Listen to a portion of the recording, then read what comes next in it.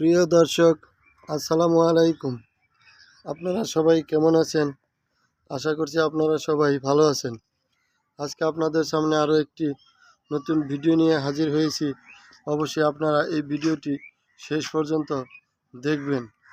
বন্ধুরা, আপনারা দেখতে পাচ্ছেন আমরা পুরাতন বলের ভিতরে বা গামলার ভিতরে কিভাবে মাটি দিয়ে ভরাট করে তারপর আমরা পুঁইশাক চাষ করেছি। দেখেন কি পরিমাণ পুঁইশাকের গাছ আমাদের এই গামলাতে হয়েছে। দেখেন প্রচুর পুঁইশাক এসেছে। বন্ধুরা, এই পুঁইশাকগুলো কিন্তু খুবই পুষ্টিকর। চাইলে পুঁইশাকের পাতাগুলো আমরা খেতে পারি। এছাড়া এই যে পুঁইশাকের যে ডাঁটার অংশটা দেখছেন, এটাও কিন্তু অনেক পুষ্টিকর, এটাও কিন্তু খাওয়া যায়।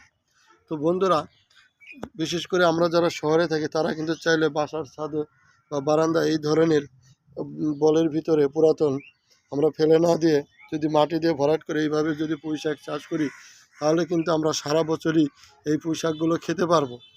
কারণ পুঁইশাক গাছ আমরা জানি একবার এটা রোপণ করার পর অনেক দিন পর্যন্ত এই পুঁইশাক খাওয়া যায়। যতবার এই পুঁইশাকগুলো উঠানো হয় তারপরে সেগুলা থেকে আরও বেশি ডালপালা দিয়ে থাকে।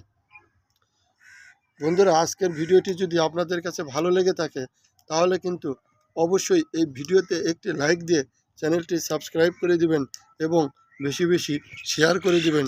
সবাইকে ধন্যবাদ। আসসালামু আলাইকুম।